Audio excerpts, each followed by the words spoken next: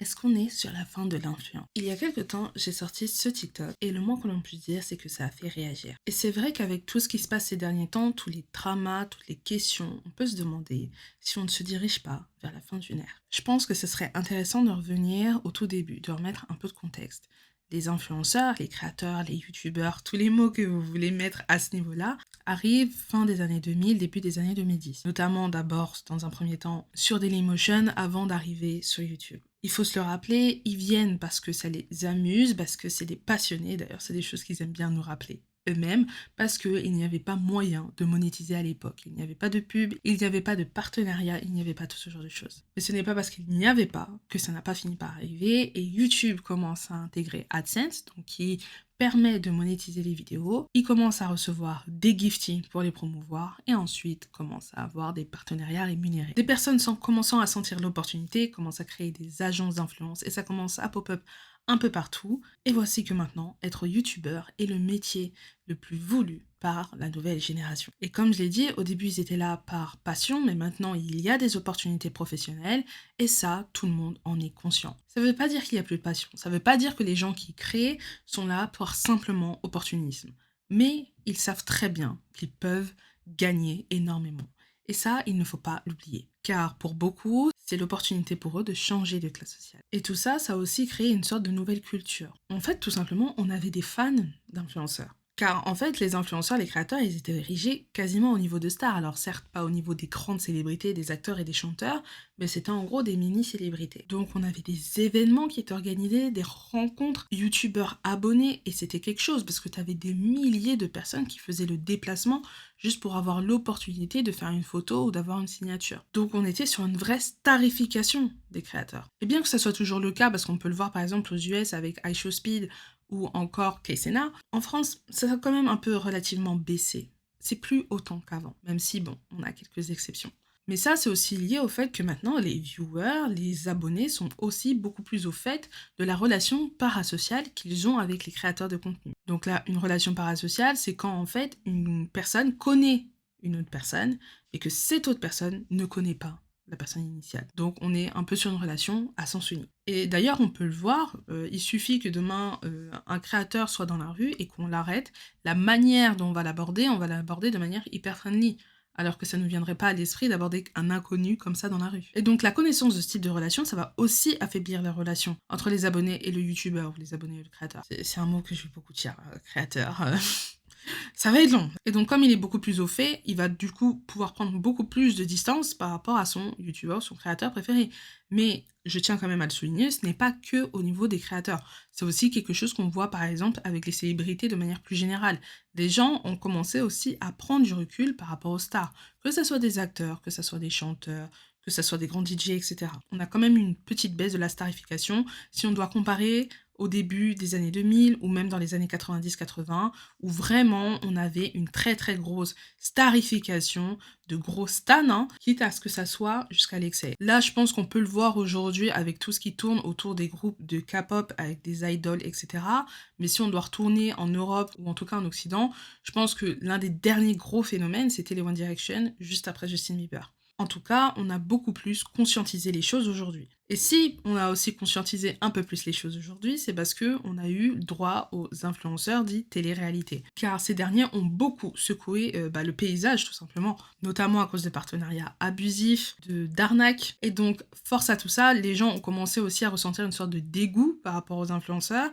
Et c'est là aussi où les personnalités d'Internet, donc les influenceurs qui se sont fait connaître directement via les plateformes, vont décider de prendre leur distance et bien de séparer. C'est pour ça que maintenant, on parle d'influenceurs télé-réalité et de personnalités d'Internet, d'influenceurs, mais aussi maintenant de créateurs de contenu, parce que pour beaucoup, ils veulent faire la différence entre être un influenceur et être un créateur de contenu, parce que le terme influenceur est devenu de plus en plus péjoratif. L'influenceur est vu comme quelqu'un qui n'apporte pas de valeur, qui est juste là pour poster des photos sur Instagram de sa vie luxueuse et empocher de l'argent. C'est très connoté négatif, alors que le créateur de contenu, il crée. C'est un créateur. Donc il apporte quelque chose, il apporte de la valeur, que ce soit de la valeur directe ou indirecte. Il va certes faire des partenariats, mais il va faire attention, etc. Donc il y a un rapport différent et les créateurs prennent du recul et ne veulent plus être associés au mot influenceur. bien qu'ils fassent toujours partie d'agences d'influence. Et c'est ça qui est intéressant. Mais on a eu le Covid. Et si on se remet bien sûr dans le contexte du Covid, tout le monde était enfermé, on pouvait rien faire, il y a une hausse de la consommation du contenu sur Internet. Mais au-delà de ça, beaucoup d'autres personnes ont commencé à rencontrer des problèmes. Des personnes ont été virées, des personnes ont eu des gros cuts sur leur salaire, ça a été un moment compliqué pour beaucoup de personnes. Et ça, c'est sans compter sur la maladie qui malheureusement a arraché des vies et a rendu gravement malade d'autres personnes. Donc, en gros, c'est un peu la merde pour une grosse partie de la population.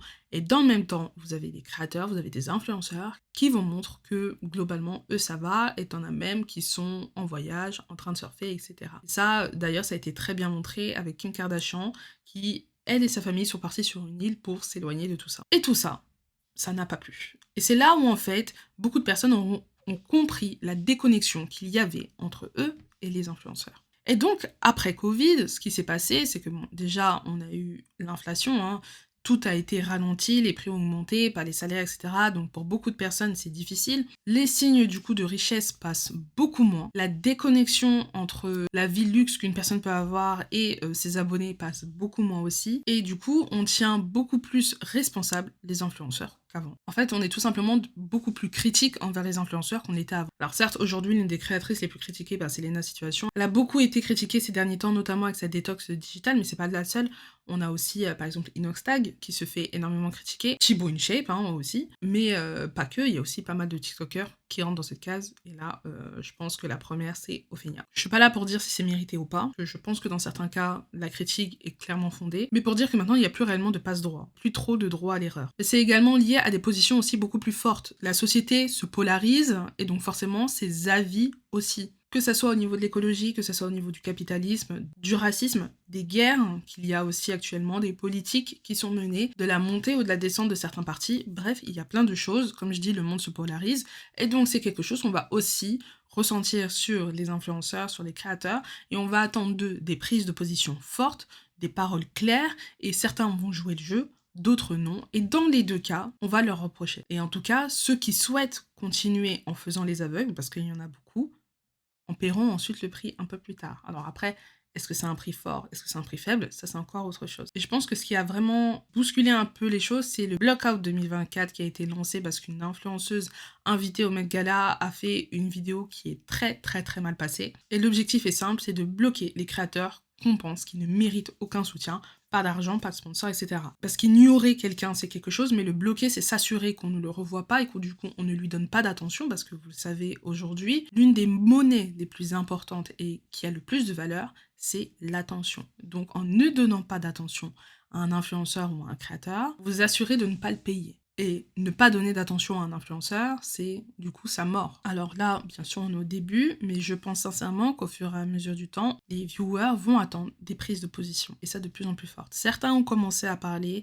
certains parlent timidement, certains parlent beaucoup plus fort, et comme je dis, d'autres ne parlent absolument pas. Et donc forcément, l'économie créateur et le métier de créateur et d'influenceur évolue, c'est normal. Si on voit toujours le top 1%, la réalité, en fait, est beaucoup moins glorieuse. Parce qu'on voit de plus en plus d'influenceurs, de créateurs retourner travailler. Car, en fait, l'argent peut réellement être une source de stress. J'ai envie de vous dire, les joies de l'entrepreneuriat et les nouvelles plateformes et les algorithmes n'aident absolument pas. Car, avec l'arrivée de TikTok, bien évidemment, ça a relancé un peu les dés. Déjà au niveau des formats, donc il y a un format court. La relation souvent qu'on a avec les personnes sur les formats courts n'est absolument pas la même que les personnes présentes sur les formats longs.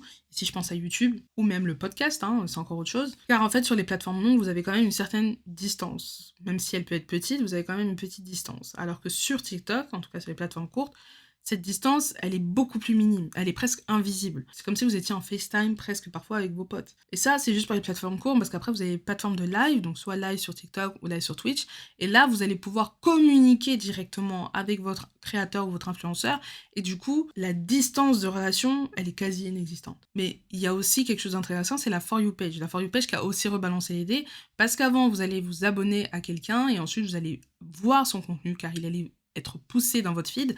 Maintenant, on va vous pousser du contenu que vous êtes susceptible d'aimer, que vous aimez ou que vous ne connaissiez pas la personne. Ce qui veut dire que même si vous vous abonnez à quelqu'un, ça ne veut pas dire que vous allez voir son contenu. Et du coup, les abonnés ici deviennent presque inutiles. Ça montre juste le nombre de personnes que vous avez réussi à toucher. Ça va aussi vous crédibiliser, mais directement, ça ne vous sert plus. Alors perdurer ici sur les réseaux sociaux devient de plus en plus dur, de plus en plus compliqué. Donc on arrive sur une nouvelle vague de créateurs d'influenceurs qui est beaucoup plus au courant des enjeux qu'il y a et de ce qui est attendu d'eux. Surtout au niveau des créatifs, car d'autres resteront tout simplement sur l'aspect viral des choses. Mais aussi c'est là où on commence à voir l'importance du personal branding et surtout de la communauté si on veut perdurer sur les réseaux sociaux. Alors est-ce qu'on est sur la fin de l'influence? Non, par contre on est sur une nouvelle ère de l'influence. Et on ne pourra pas agir comme on le faisait avant.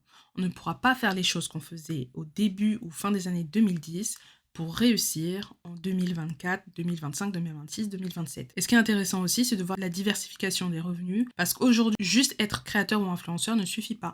Maintenant, ils sont modèles, ils sont dirigeants d'entreprise, ils sont acteurs, ils écrivent des livres, mais ils ne peuvent plus que compter sur ça, parce que c'est trop instable. Être créateur est un moyen, pas une fin, un peu comme au début de YouTube.